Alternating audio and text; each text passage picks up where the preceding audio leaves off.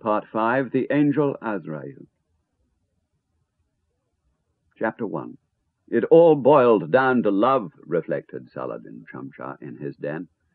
Love, the refractory bird of Meakin Alevi's libretto for Carmen, one of the prize specimens, this, in the allegorical aviary he'd assembled in lighter days, and which included among its winged metaphors the sweet of youth, the yellow, more lucky than me, Khayyam Fitzgerald's adjectiveless bird of time, which has but a little way to fly and lo is on the wing, and the obscene, this last from a letter written by Henry James, Sr. to his sons.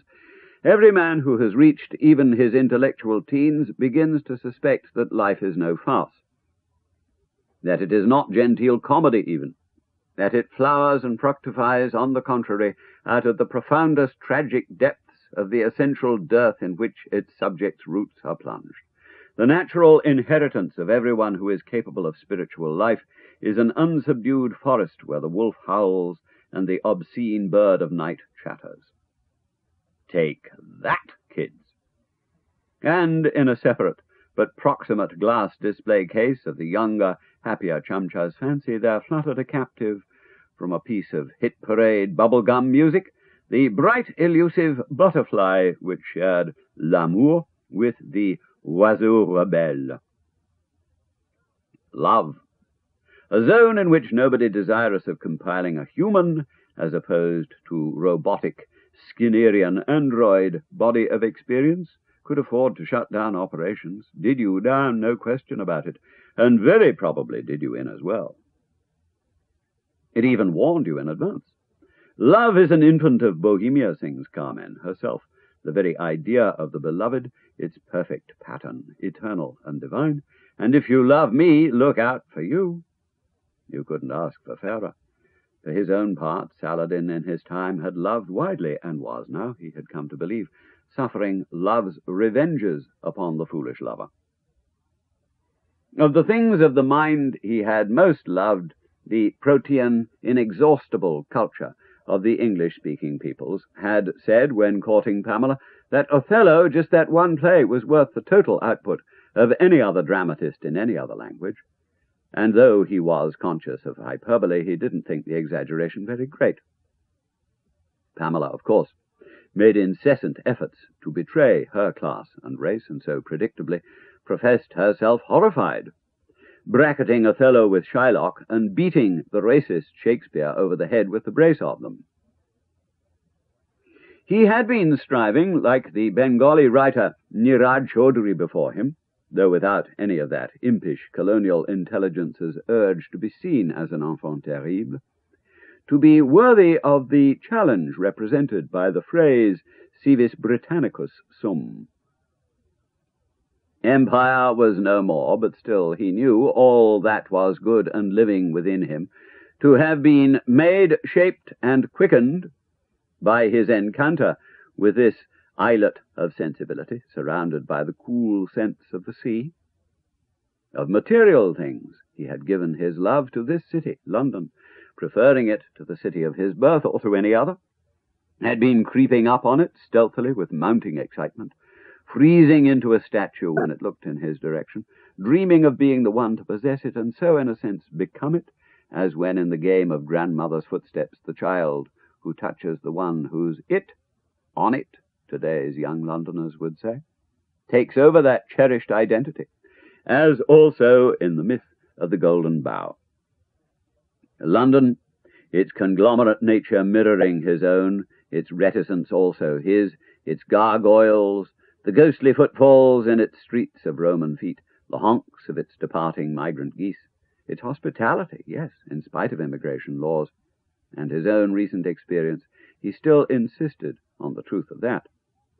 An imperfect welcome, true, one capable of bigotry, but a real thing nonetheless, as was attested by the existence in a South London borough of a pub in which no language but Ukrainian could be heard, and by the annual reunion in Wembley, a stone's throw from the great stadium surrounded by imperial echoes, Empire Way, the Empire Pool, of more than 100 delegates, all tracing their ancestry back to a single small Goan village. We Londoners can be proud of our hospitality, he told Pamela, and she, giggling helplessly, took him to see the Buster Keaton movie of that name, in which the comedian, arriving at the end of an absurd railway line, gets a murderous reception. In those days, they had enjoyed such oppositions, and after hot disputes, had ended up in bed. He returned his wandering thoughts to the subject of the metropolis. Its, he repeated stubbornly to himself, long history as a refuge, a role it maintained in spite of the recalcitrant ingratitude of the refugees' children, and without any of the self-congratulatory, huddled masses rhetoric of the nation of immigrants across the ocean, itself far from perfectly open-armed. Would the United States, with its "Are you now, have you ever beens," have permitted Ho Chi Minh to cook in its hotel kitchens? What would its McCarran-Walter Act have to say about a latter-day Karl Marx standing bushy-bearded at its gates, waiting to cross its yellow lines? Oh, proper London! Dull would he truly be of soul, who did not prefer its faded splendours, its new hesitancies, to the hot certainties of that transatlantic New Rome, with its Nazified architectural gigantism, which employed the oppressions of size to make its human occupants feel like worms.